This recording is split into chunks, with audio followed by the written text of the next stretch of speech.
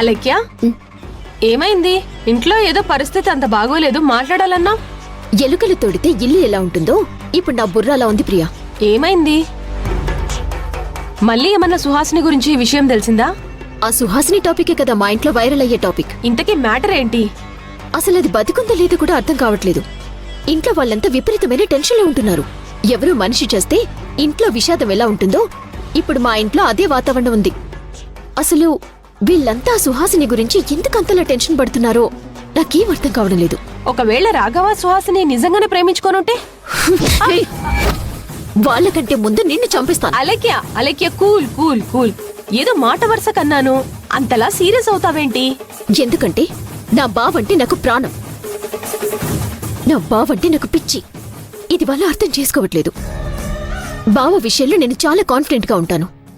ఎందుకంటే అతను ఒక రకంగా చెప్పాలంటే బుద్ధుడు. ఎంతైనా నేను ఆడదాన్ని కదా. అనుమానం ముందు పుట్టి ఆడది తర్వాత పుట్టింది అని అంటారు. అలా నాకు కూడా మా బావని చూస్తే ఆ సుహాసిని మీద అనుమానం వస్తూనే ఉంది. నీకిక్కడ ఒక విషయం అర్థం కావాలా అలెక్య? మొదటి ప్రేమను అంత సులువుగా ఎవరు మర్చిపోలేరు. నువ్వు కోపడనంటే నాకు అనిపించింది ఒక మాట చెప్తాను. ఇది రియలా కాదా అనేది పక్కన పెట్టు. ఏంటో చెప్పి తగలడు. సుహాసిని నీ జీవితానికి అడ్డుపడ్డటం ఇష్టం లేకనే ఇల్లు వదిలి వెళ్లిపోయిందని నేను అనుకుంటున్నాను. సుహాసిని మీ ఇంట్లో అందరూ మెచ్చుకుంటున్నారు, పాజిటివ్ గా మాట్లాడుతున్నారు, ఆ అమ్మాయి గురించి బాధపడుతున్నారు అంటున్నావు కదా. సుహాసిని క్యారెక్టర్ ఏంటో నాకిప్పుడు అర్థమవుతుంది. ఏం మాట్లాడుతున్నావు ప్రియా? ఆ సుహాసిని నువ్వు పొగుడుతుంటే నాకు కంపరంగా ఉంది. ఇంట్లో చావు వాతావరణం అంతా పోయి మళ్ళీ పెళ్లి వాతావరణం రావాలంటే ఇప్పుడు నేనేం చేయాలో అది చెప్పు.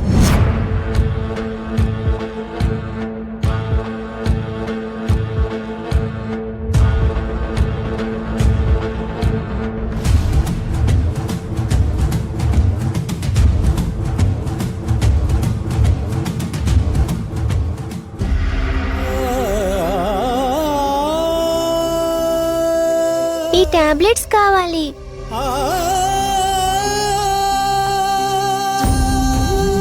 ఇలా ఇస్తే మెడిసిన్స్ ఇవ్వరమ్మా. డాక్టర్ రాసిన ప్రిస్క్రిప్షన్ కావాలి. ప్రిస్క్రిప్షన్ లేదండి. మా అమ్మకి చాలా అర్జెంటుగా ఈ టాబ్లెట్స్ కావాలి. ప్రిస్క్రిప్షన్ లేకుండా ఇవ్వకూడదమ్మా. సారీ. ప్లీజ్ అండి, మా అమ్మకి చాలా అవసరం. ఈ టాబ్లెట్స్ లేకపోతే అమ్మ చాలా బాధపడుతుంది. ప్లీజ్ ఇవ్వండి. శ్రావ్య, ఇది ఇలా ఇవ్వు.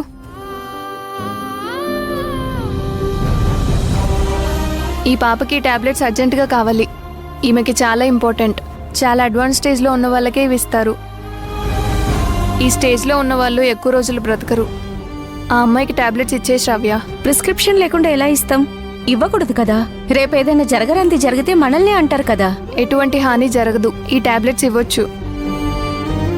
ఒకవేళ నిజంగానే పేషెంట్ పరిస్థితి బాలేపోతే ఏమైనా అయితే మనమే బాధపడాలి. అవన్నీ తర్వాత సంగతి. ముందా పాపకిచ్చే. సరే, ఇస్తాను. ఈ టాబ్లెట్స్ అంత ఇంపార్టెంటా?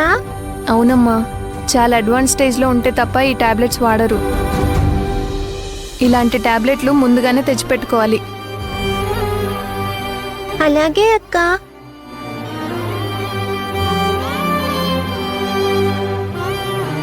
అమ్మ అడ్వాన్స్డ్ స్టేజ్లో ఉందా? అంటే అమ్మ ఎక్కువ రోజులు బ్రతకదా? థ్యాంక్స్ అక్క.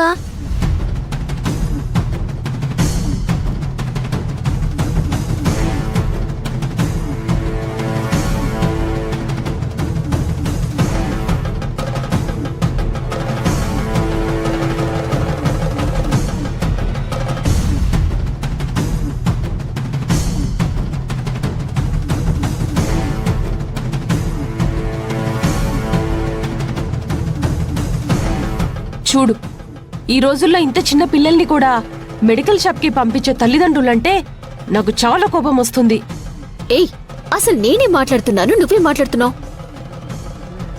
ఇప్పుడు బాల కార్మికుల గురించి చిన్నపిల్లల గురించి నాకెందుకు? లేదు, నేను ఒక లాయర్గా చెప్తున్నాను. చిన్నపిల్లల్ని ఇలాంటి పనులకు అస్సలు పంపించొద్దు. ఇది నా పర్సనల్ ఒపీనియన్ అంతే. సరే సరే, ఇప్పుడు ఈ ముచ్చట్లాపి ఇప్పుడు నేనేం చేయాలో అది చెప్పు.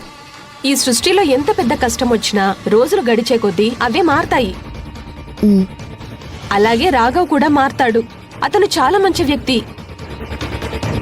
అందుకే ఏదో ఒక రోజు ఖచ్చితంగా నిన్ను అర్థం చేసుకొని ఏ చికాకు లేకుండా చేస్తాడు. నువ్వు కొంచెం ఊపిగ్గా ఉండు.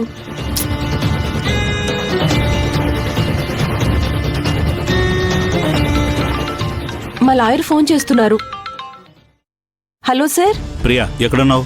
సార్ ఇప్పుడే బయలుదేరుతున్నాను. వెంటనే ఆఫీస్కి రా. సరే సార్, ఇప్పుడే బయలుదేరుతాను.